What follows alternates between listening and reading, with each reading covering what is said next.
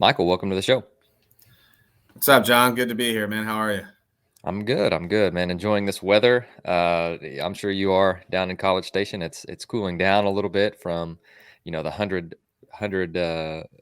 temperature temps temperature temps, that makes a lot of sense. The 100 temperatures that we've had for the last couple of weeks. But how are things? I mean, last time we talked, you were at ASU, and I'd love to hear, how things are in College Station and how that transition has been. So just if you don't mind, open up with that.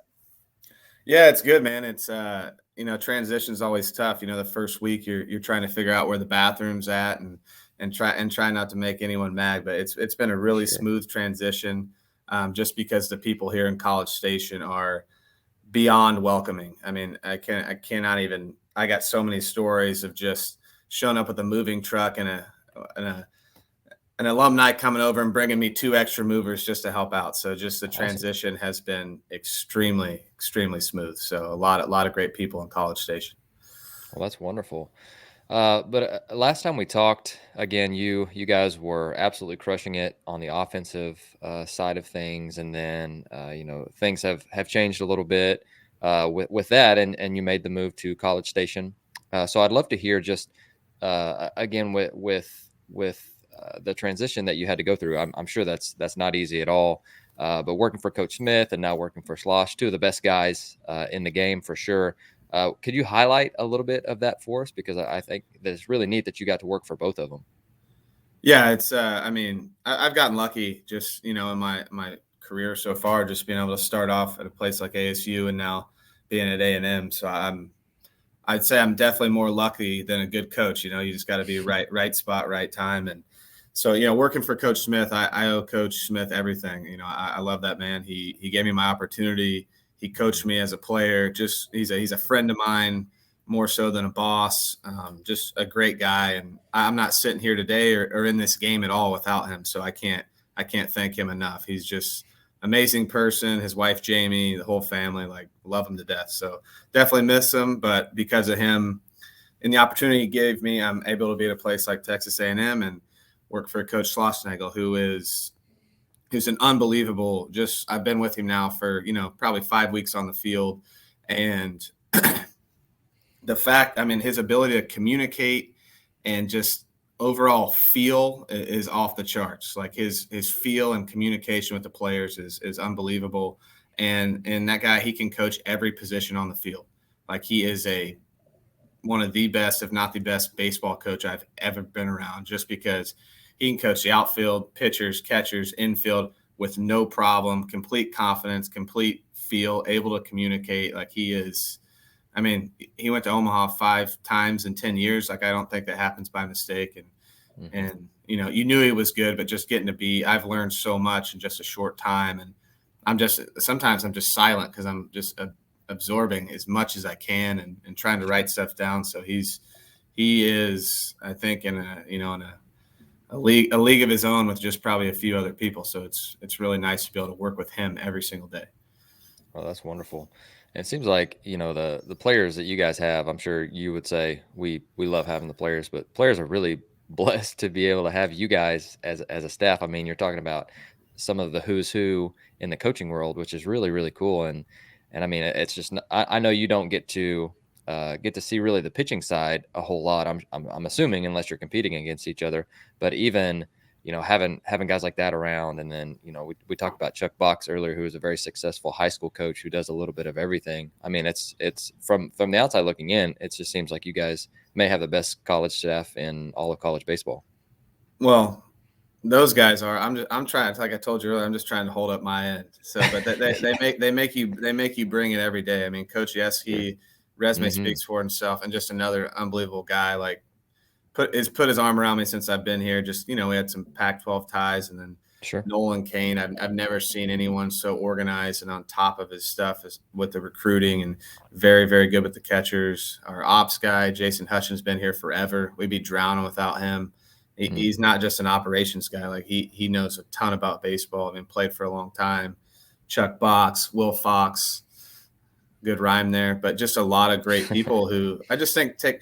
I don't know if I think we're a good staff just because I think people just take pride in what they do, and everyone enjoys being here. And everyone, I think when you got guys that are around you that are, you feel like are really good, like you don't ever want to slip up. So it's good. It's tough. Like you have to bring it every day, but everyone's great, and everyone shares information and advice, and it's really cohesive so far. We've only played one game together, so things will change, but right now the vibe is great. I couldn't ask for anything better.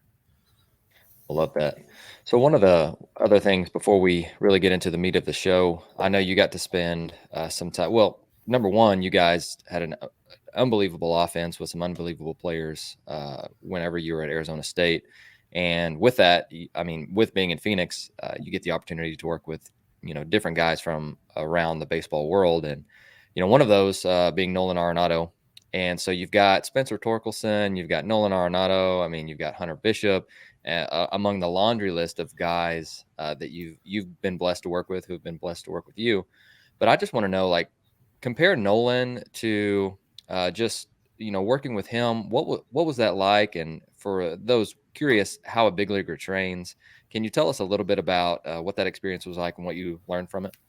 Well, first off, the first 2 years Nolan came and hit at ASU, I didn't say a word to him except "good job." I wasn't. Sure. He wasn't coming to work with me. He was just coming to work there, and we actually have become pretty good friends. And then just over the last year, I've got the chance to actually work with him 2 or 3 times, and working with him is a lot of you're just telling him good job, because whatever you ask him to do or tell him to do, he does it immediately.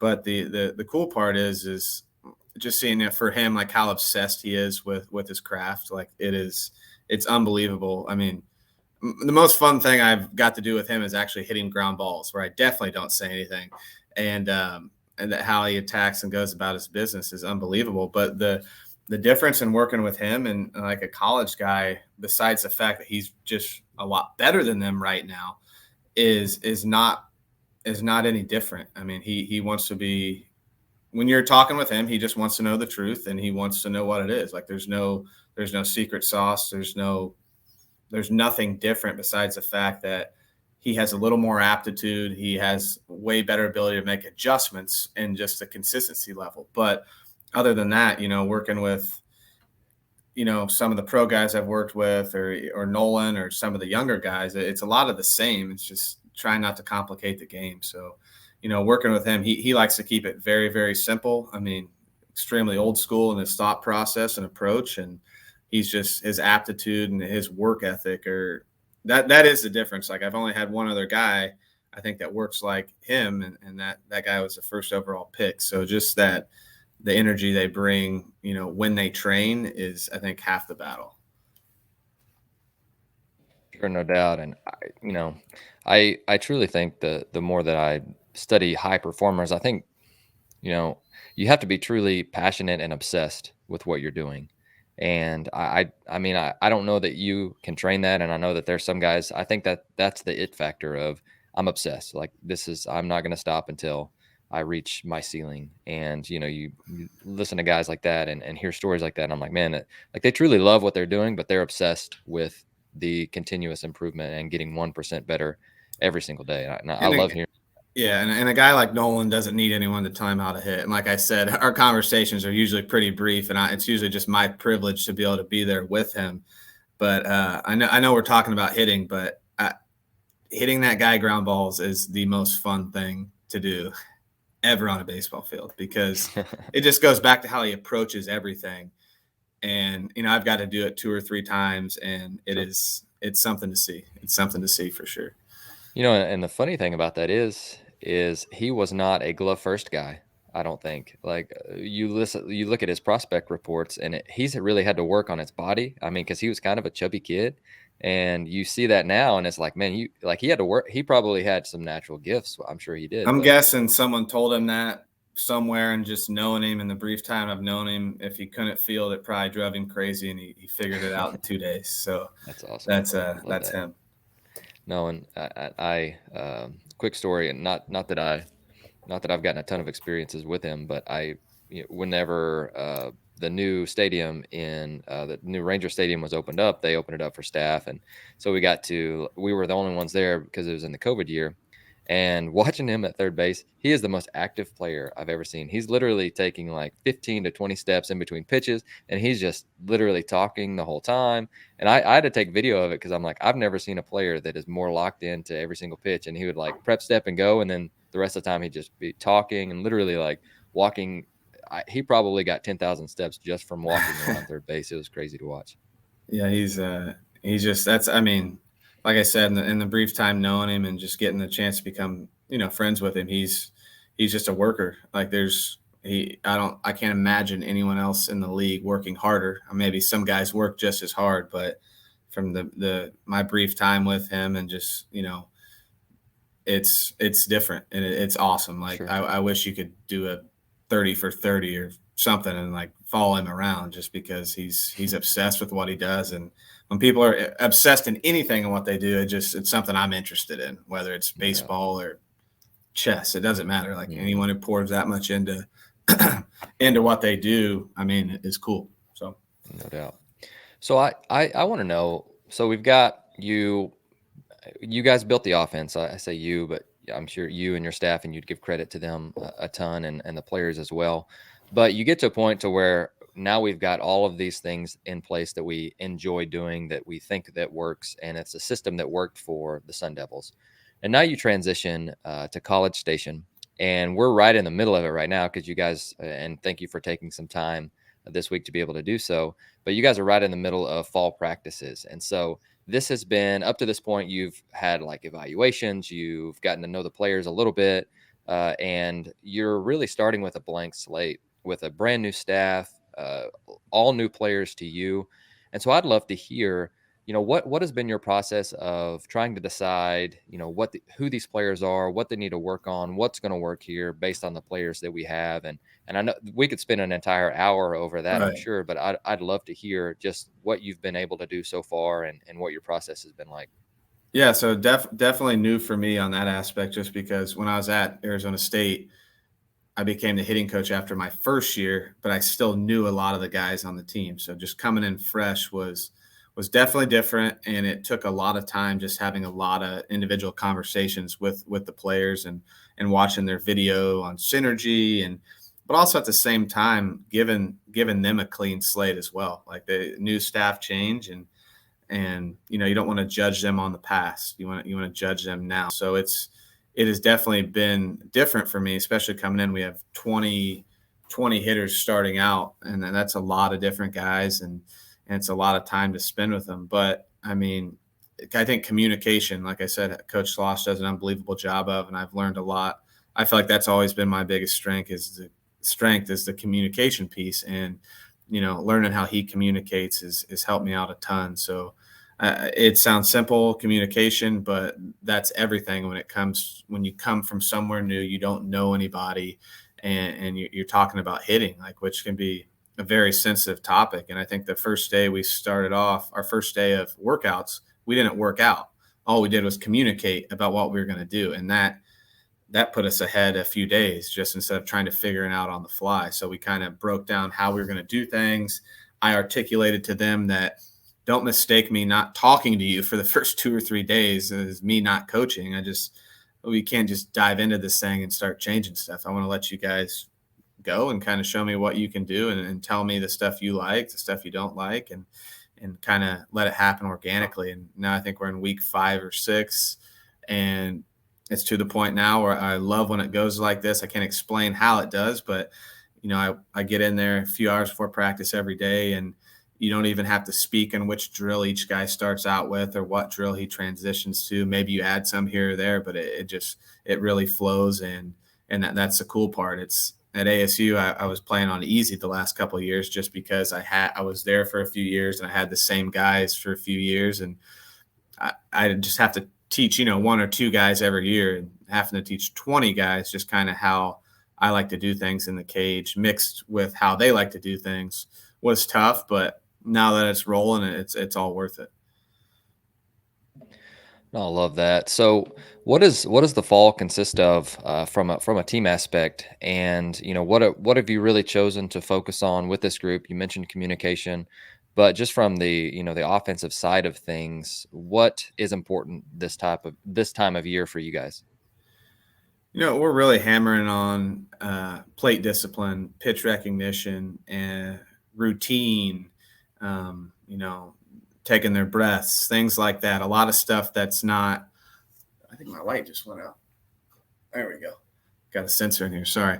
A lot of stuff that is not really about the swing, which there's a ton of that going on in the cage. Don't get me wrong, but getting them to a point, mentally where it doesn't matter if we're here or in front of 10,000 people in Baton Rouge or wherever, having that consistency in your day to day and what you do. And then back to just the plate discipline part, which has become a huge piece for me here now.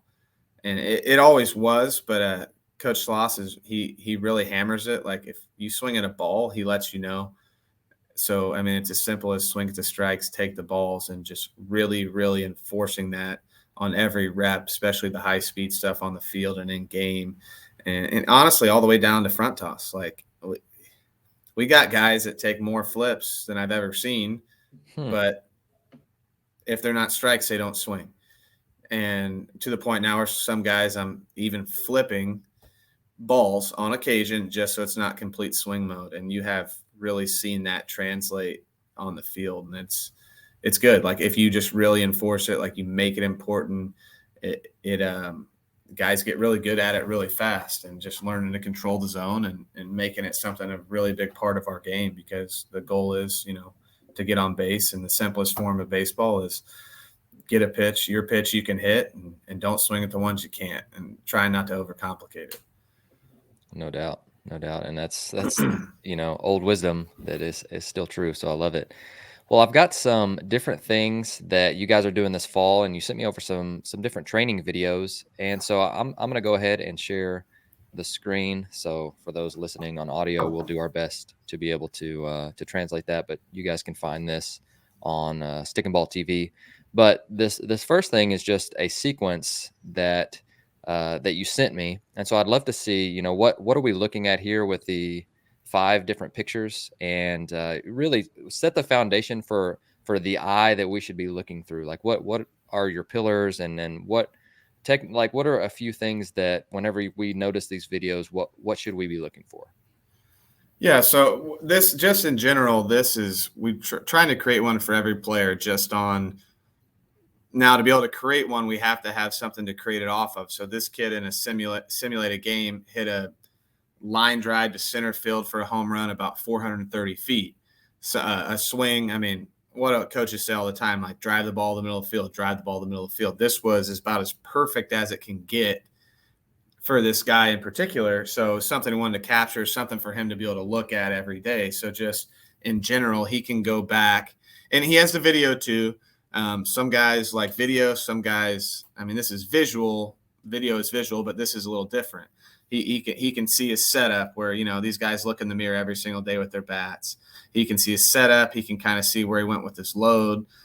He's done a good job. For this guy, when he came in here, he had way too much of a back shift, like got on the outside of his knee. You can see in this, he stays stacked. It's almost, his starting point when he gets to where he goes to launch is about the same. So like where he starts and when he loads and goes, he's about the same as when he started. It makes him a little more adjustable. And the big thing is, that left front shoulder is staying tight. It's staying tight there in that fourth frame. Like it's not flying open too early. And when he could have maybe a little more separation with his legs. Maybe it's the picture. I'm not sure, but it's really the biggest thing. It's a confidence thing for the players. Like he can go back and slow it down and just look at it, and heck, maybe it just makes him feel good that day because he can see it every day in his locker or wherever he has it.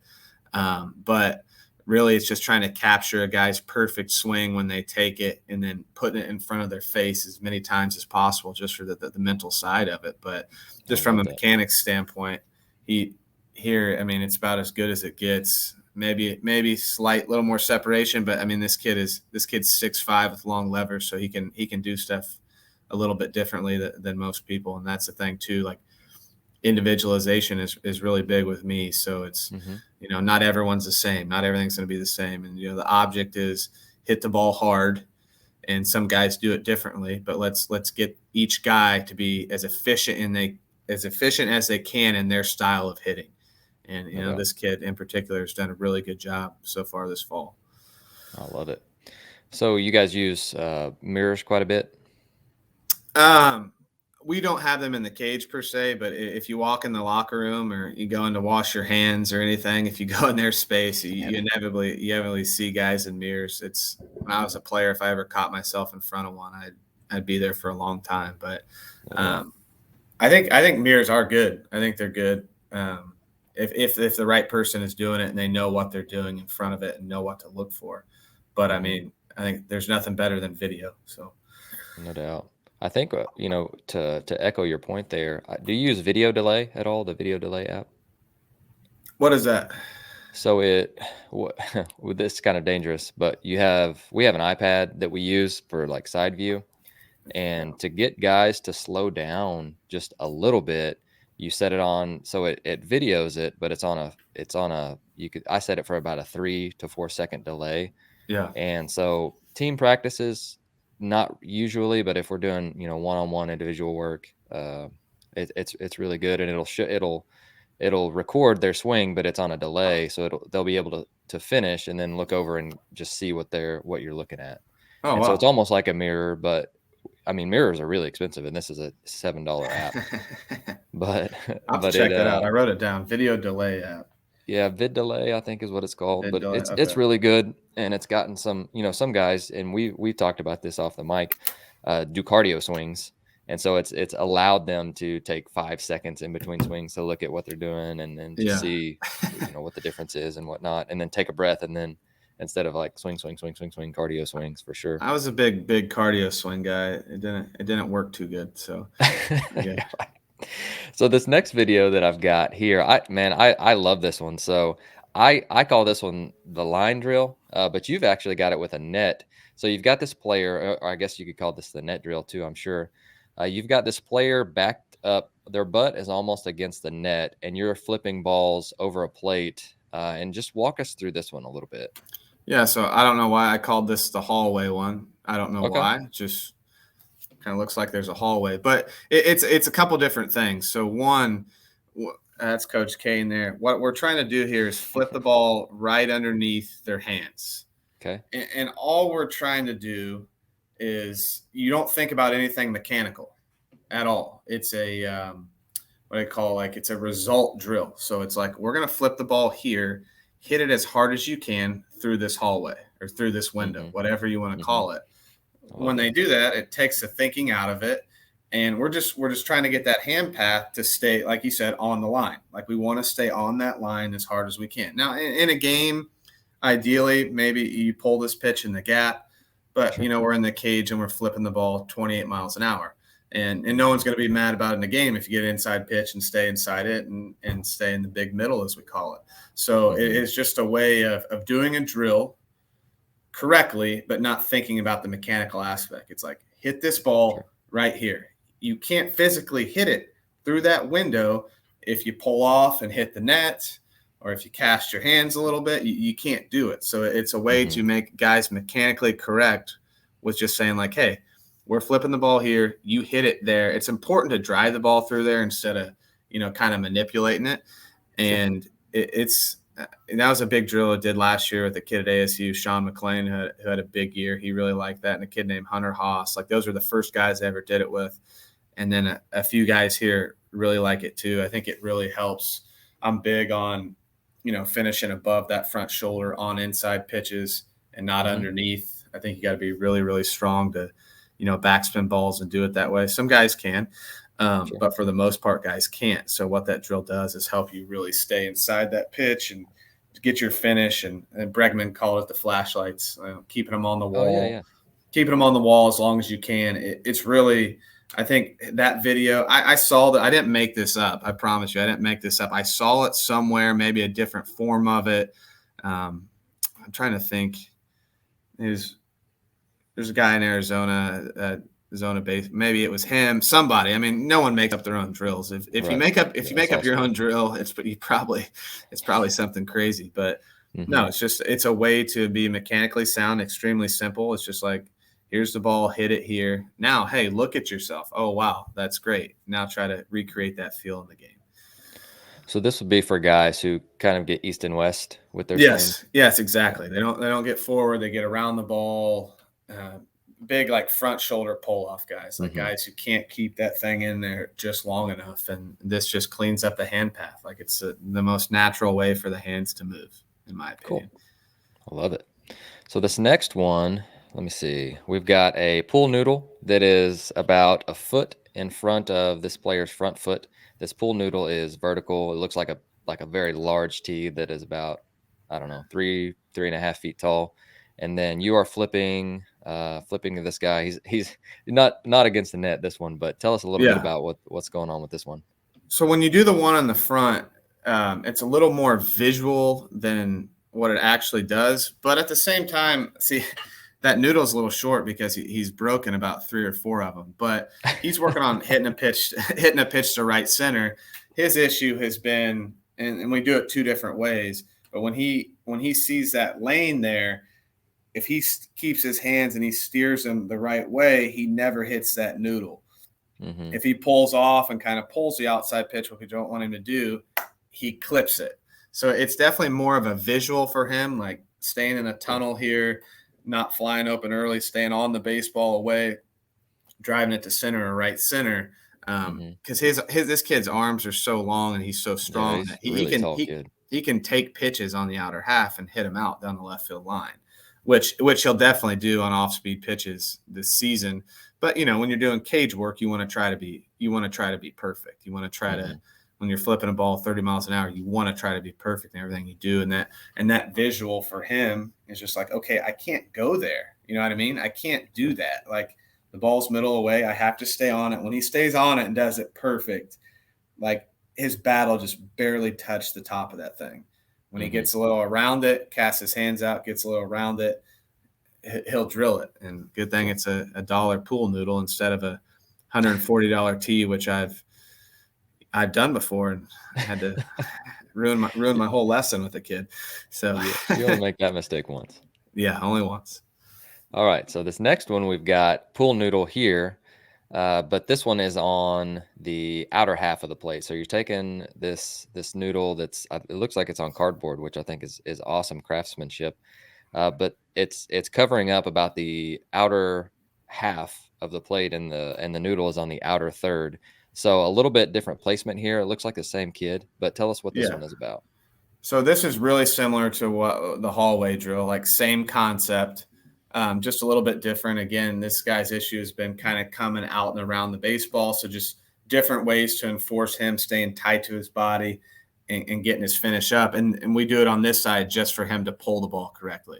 So I try to, and I get really close to that thing. Like I try to get as close as I can just so how long can he keep his barrel behind his hands before he goes to finish?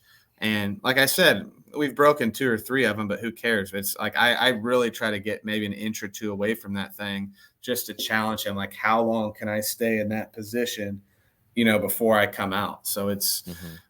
like, again, we've seen that drill before. I think Robinson Cano, I think was the Hmm. first guy I ever saw do it with an L screen. And you've seen guys do it in many different ways. Again, I saw someone on Twitter, probably they were like, just throw a pool noodle over an old tee. I found these are like little metal poles, I think are used Hmm. for Adidas display. I stole out of the closet and I love had it. Hutch grab us a couple pool noodles. And I think they thought I was crazy, but once they saw the drill, they're like, okay, that's pretty, nothing odd, nothing. We don't do anything, anything wild. So, Hmm. No but doubt. there's a few guys really like that drill, and it's something I haven't done until here really. So I noticed, is this, so you've got two plates. Is this two mats sitting next to each other? Or are these actually No, that's 2 just mats. really long Yeah, ones? 2 mats. So Tell, we do a lot of 2 plate stuff. okay. I'm not sure I sent you any 2 plate drill. Just anything we can do to disrupt timing or change timing when we're doing harder stuff. So sometimes we'll just have a fastball and you start on the back plate Hmm. for 2 or 3, front plate for 2 or 3. Usually it's 2. So you go 2 on the back plate. Those are just kind of to get you going. You go to the Hmm. front plate, the velo is obviously going to be harder. Like that Hmm. first swing, like let's try not to miss that first one. You know what I mean? Like, because Sure. that's game like. And now the most important one to me is when you come back to the back plate, that first one, it's definitely the goal on that one is eliminate a pull side ground ball. Like, because the speed's going to be slower. I don't care if you pull it. Let's just pull a low liner or stay on it, not a fly ball, not a ground ball. And it's okay to pull it. And it's kind of just simulating that where you get out in front and you just keep going a little bit, carry your bat speed, carry your hands with you instead of just giving in to the pull side grounder, which is usually an out. We've done that a lot with like Oppo curveballs machine. And it's like, all right, so the goal is not to hit a ground ball to shortstop for righties. And we got lefty curveball. Inevitably, like the first 6 swings, there's like pull side ground balls. I'm like, I was like, okay, so how does this get you out? And they're like, swing and miss. Okay, cool. Like swinging balls, whatever. And we get out in front and we pull it on the ground. It's like, okay, let's not do either of those things. And it's like, okay, well, that we tried. So we're going to continue to try and get better with that. Oh man, good times. I also like the 2 or the 3 plate, not just for, you may not have this problem, but I know in the amateur baseball, we have guys that'll throw 90 plus, and then we'll see guys that throw like 72, and they'll be like, oh, he's throwing too slow. And so it's like, okay, well, we've got to adjust to that too. Like that's a big difference, but you may not see that huge of a gap, but you'll see, I'm sure, some thumbers who throw 81. Oh yeah. And you got to hit those guys too. Yeah. You inevitably see a lefty on a Sunday from somewhere, and they're slow and they're funky, and it looks like on video you're going to touch them up, and then they come out there and you're in the 3rd inning and you have no hits, and you're doing what I like to say before every meeting, like, hey, let's stick to the plan and avoid the 3rd inning hitters meeting. So Tracy would get a little impatient if we just started off wrong, and he was completely right. He'd say, get them together and go back over what we're doing. So whenever we face a guy like that, like, let's stick with what we're doing. You guys have worked on this, and let's at all costs avoid that 3rd inning hitters meeting, because none of us like that. So no doubt. All right. So this next one we've got, it looks like you've got some sort of L-shaped device here. It's right in front. Go ahead. Yeah, explain it. No. I mean, it's multi-purpose. So that's just a hitting L. Like you put on the line and you put your toes on it. It's just, I'm huge on direction. Like I don't like guys trying to cross their body, or everything to me is directional, forward to the middle. Like I'm big direction guy. And this guy's not using it for that. He's actually using it to. I got this from a Doug Lotta. Doug's out in California. I played with his nephew, Toby DeMello's at Arizona, and then actually got to go meet Doug. Great guy. And I got this from one of Doug's videos, and he just has a guy step over the board, and what he's trying to do is eliminate the back shift for one, because this kid had an issue with getting stuck on his backside too much, big, strong guy, but also being able to work forward, carry his hands with him, not reach for power, and just kind of flow through it without pulling off the baseball. And I added an element to doing it from the offset open side, just to give him a little more feel on it, give him a little more success.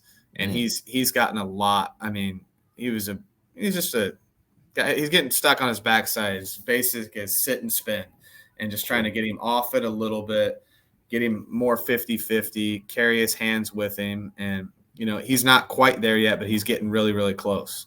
So it's, and I got that from, I saw on one of Doug's videos, and talked to him about it when me and my boy Caleb got to go meet him. So he's, I like to I take stuff from everyone. I'm not sure I have an original drill in my body. So it's just stealing from other people and communicating well on it and executing it and find stuff that you think works.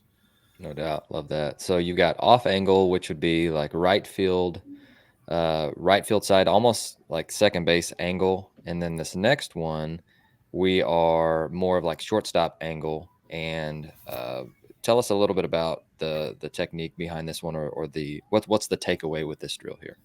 All the takeaways are the same with my philosophy. It's just doing it in different ways, and it's all about body position. So to do this drill correctly, you have to stay on that line. You have to be tight to the body with your hands. You have to keep your shoulders square as long as possible. And with this one, we're going every other. So you'll see he goes oppo to pull, oppo to pull. And when he pulls, it's pulled correctly with loft and backspin. So real big on trajectory of where you hit pitches in the cage. And I think you'll see on one of them, he hit on the oppo one, that one, he hits the net. So then we go back to oppo, and you stay on that one until you do it correctly. So then he gets to go now back to pull side. And for me, if you're a right-handed hitter, it's almost like a line trajectory-wise, like in the cage, like right down the right field line, you should be low. And as you go around the field, I know I'm getting off the screen here, but you get what I'm saying. You should go from as low as you can on the right field line to as high as you can down the left field line, and just the trajectory of the swing. And to me, that trains what I like to call the correct finish. And Torkelson was the only guy you could actually, I mean, he was just, it'd be like Torque on the right center pitch, make sure you finish, you're going to be a little lower. Left center, it's going to carry and be a little higher. And he was just different. Like you could literally tell him to do that, and you sound like a bad hitting coach, honestly, saying that you did that, but you haven't got the chance to work with that guy. It's like playing a video game with a guy on 99. Like you could, with most guys though, it's just about how you train it. Like you can't say that. So it's like, hey, we're going to be low in this instance in the cage. As we carry to the pull side, we want to get a little higher. And in the end, a low line drive is the best thing you can do in the cage. Like we had a saying at ASU, and it hasn't picked up here yet, but just off the top. Try to stay off the top of the cage, drive it to the back net. I mean, I made up a lie that cages were designed like this for a reason. I don't know if it's true. Sounds good, and guys kind of bought into it. So just with this drill, we're obviously over. So he's shooting that window here, and then the pitch comes inside. He's not doing anything different. He's just catching the ball a little sooner and getting his finish up. And it's about out, in, perfect body position, adding some difficulty to a flip. You can stand in front of a guy and flip. I have an 8-year-old who can drive the back net every single time. So let's challenge him a little bit more. And this kid does this drill every day, and he's seen a lot of success. Like he's going right center gap. He had a double down the line our last game. So it's, when you do slow down stuff, as much challenge as you can add is great. Okay. So this is our next one.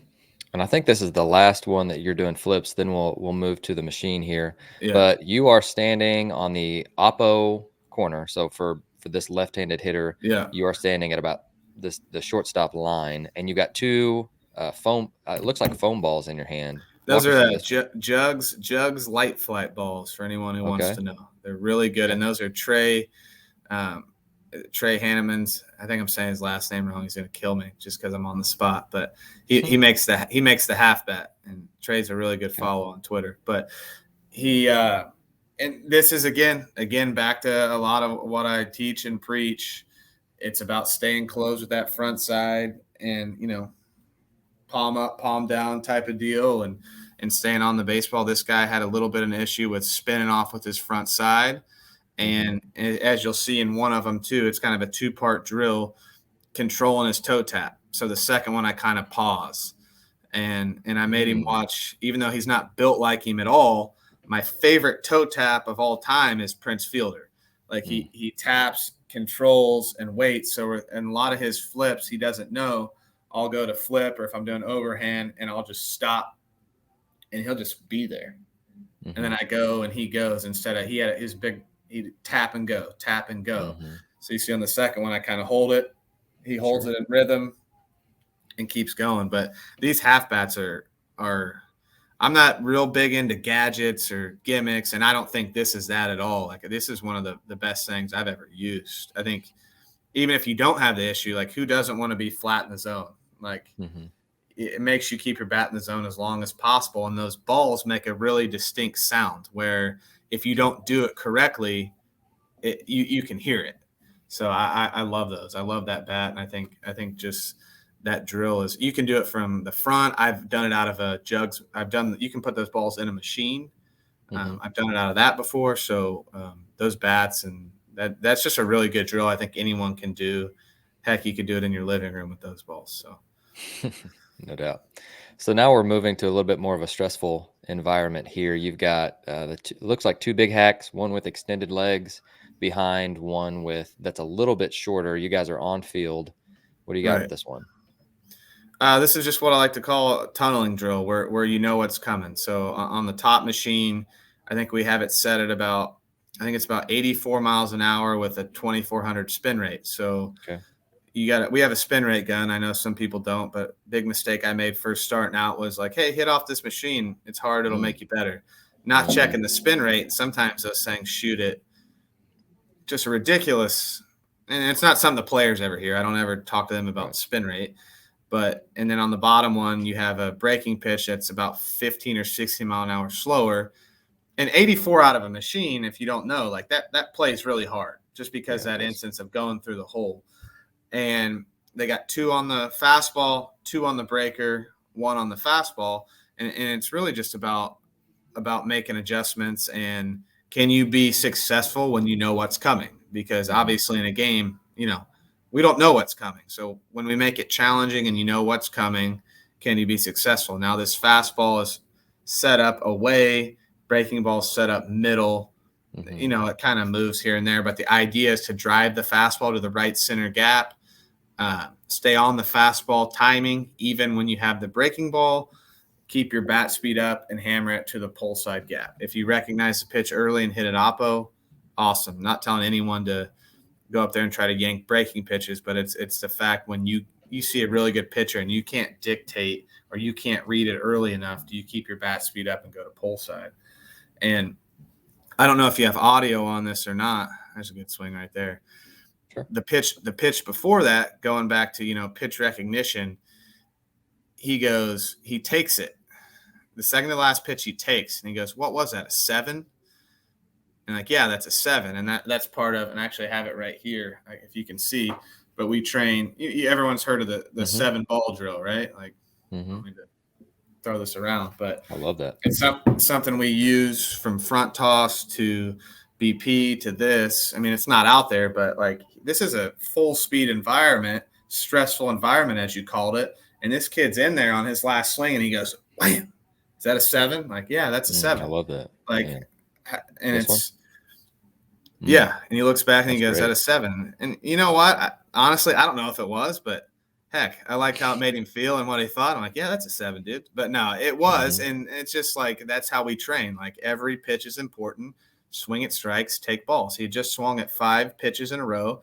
And when one was out of the zone, right out of the zone on a 7, he took it. Like, that was the best rep of the whole video, not the home run, not the breaking ball home run. It was he had just swung at 5 pitches and then he went, boom. Is that a 7? Yeah, that's a 7. Like, that's plate discipline, pitch recognition, swing at strikes and take the balls. Sure. One of the, one thing that I want to add before we go to your last video here is adding that into, like, for us, for instance, we've got, 50, almost 60 guys. And inevitably, there's a couple of cages that they're going to be doing flips. And especially, so you're thinking in season when you've got 2 JV coaches, one of them's with pitchers, one of them's throwing BP. How do you hold kids accountable? This would be one of those ways to be able to do that, of the 7 ball drill. And one thing that after every, or you have them hunt 3 balls, or you can have them just say which one it was after they hit. And then we added a height ladder with letters on it too. So on the side. After every one that they swing, they'll go, that was H and that was 7, which is like ball low and way out, right? And just to give them some different feedback. But like you said, it develops that common language of, hey, that was a 7. That wasn't, hey, that was a ball away. Well, a ball away could be 27 inches wide, right? So it pinpoints it a little bit. I know some people use zones, but I love that system. I think that's fantastic. I never used it, and it was Coach Sloss's thing, and man, I love it. Like, it's just, it's so simple, so elementary, and just goes back to, I think, why me and him have easy working for him, because like, I'm unapologetically simple with the players. Like, the things I do outside the scenes, getting the spin rates right, looking at zones, just looking at crazy stuff, but making it as elementary as possible. Like, how much simpler does it get than that? No doubt. And you can take something simple into a high pressure situation. It's just way more applicable than I don't know what else there is, but it's been great. And I mean, guys have really taken to it, and it also helped with the guy. I mean, that same guy, real quick, But a right-handed hitter, it goes out from 1 to 7, right? Mm-hmm. Well, he was back to body position. Any ball that was a 3 or 4, he was getting so leaned over at the hip, he was calling it a 2 or 3 or a 1 or a 2. And I'm like, no. And That's he's good. like, what? And that's something we were working on. I'm like, dude, like, this is great. Like, think about you're changing how you see the ball. And that, it's not designed for like to be a mechanical fix, but it really helped him from the mechanical thing, because he would get here and he'd get turned and he had no loft. Like, everything was hardened around. He hits the ball so hard, and it just made him have a cleaner entry, little better posture, not too, and even have a little bend at the hip, but he was getting way over the ball, where it's changing not only his swing path, but how he saw the baseball. So it adds a mechanical element to a mechanical visual style element when you use it that way. So it's been great. I love it. Well, one of my favorites is, hey, where do you like the ball? And they'll be like, oh, I like it in. Okay. So then we put it on, balls 1 and 2, and they're like, no, you're right. I don't like it in. I like it on the plate. I'm like, yeah, that's right. So this is the last one here. Similar look to it. This one is another machine, and this one is in a cage. Yeah, it's just left-handed slider, and you'll see too, the lefty slider is not set up down the middle. Like, it's important that it's either relative arm slot. So it's not a lefty slider coming down the middle and breaking away. And this is honestly something that we started doing when I was a player at Indiana, and Tracy Smith took with him. I think it's the best drill we do. It's the righties hit off the righty slider and the lefties hit off the lefty slider. Now, we do both where they do the other, but we're not training to hit a slider here. We're training to stay on a challenging pitch, a hard, challenging pitch, and stay closed and stay on it, stay on the baseball and hit it the other way. If it backs up, which they do, great, pull it correctly. But we're trying to go to that top left corner, left side, without hitting the top and staying on the baseball. And I even have our switch hitters hit off it, but they don't hit off it from the opposite side. And at first, I think they thought, I'm like, let me explain to you why. They're like, why is it not just a fastball? Well, when you add that hump from the slider into it, it adds a body position element to it, where you don't come up with the break. You have to stay on the ball. And one of our guys, his switch hitter, absolutely loves it. Like, he does it every single day. And it's like, it's not real. Like, you don't hit off a machine in the game. Like, don't overcomplicate it. But we need you to stay on the baseball from both sides. And you've heard a lot of guys say, like, guys who get pinch hit for left on left, they're like, man, I need to see lefties because it makes me better off of righties. Why? Because they're more concentrated, staying closed on the baseball. So this is something I've done since I was in college. We did at ASU. We have automatic feeders on these now, where guys can hit off them when they want. And, it's hack attack wise. I mean, for our level, we have it. If it's a lefty, then I think the left one needs to be, no, excuse me. I'm turned around here. It's 9-3-3, and whatever side you want to break to, the opposite wheel on the top has to be the harder one. So that's on 9-3-3, and guys really like it. Like, you have to stay on the baseball or you can't hit it. Like, it's as simple as that. Like, throw mechanics out the window. Like, stay on a challenging pitch, drive it the other way, and you'll have success. So, and once we started doing this, guys really, really liked it. I love that. So it seems like you guys are really focusing on, well, and you mentioned the plate discipline-wise, swinging at strikes and taking balls, which I love. But it seems like a lot of stuff that has come down to this fall has been path, like bat path for you guys, like staying through baseballs. Oh, yeah. Coach has a saying, like, use the big middle, which I've adopted from using with this guys to hitting with my son in the cage, yesterday night. It's like, you can have a lot of success if you try to stay in the middle of the field and not complicate the game. Like, I think when you guys get out there as hitters, you're in the cage and you're like laser, laser, laser, because your vision is forced to be right there. And when you get out on the field, I know I felt like this. You get out there and it's like, whoa, there's so much space. So we really like to, I call them sights or windows, like keying in on certain areas. And I know when Caleb was on the show, he talked about this. just where's your visual at? Okay, I was off the baseball right here. I need to just shift my sights over a little bit that way. Okay, bam, I'm good. Or, man, I'm still off the ball. Let's shift. Or, hey, I'm a little behind. Let's shift our sights back a little bit. And just visually where you're looking, and mixed in with your body position, I think can give you a lot of success. And putting that, I mean, last year in Arizona State, and we'll have here, we literally had windows 1 and 2. And in the dugout, just for visual purpose, we had our signage on the wall. Like this was, I think it was like center to Jimmy John's is window 1 and then window 2. And it was a way also in scouting reports to, kind of have an approach against guys and simplify it. Like, hey, like this guy early in the count, like you're going to want to be in window 1, but if you face him with a runner on second, like be in window 2, slightly more oppo. And that's not sitting on an off-speed pitch. You're still timed up on the fastball, but what it does is it gives yourself more, more plate coverage, more room for error. Yeah, maybe you're susceptible to a fastball in, but you show me a college pitcher that can just dot fastballs in consistently, then, we're probably not going to beat you anyway. So.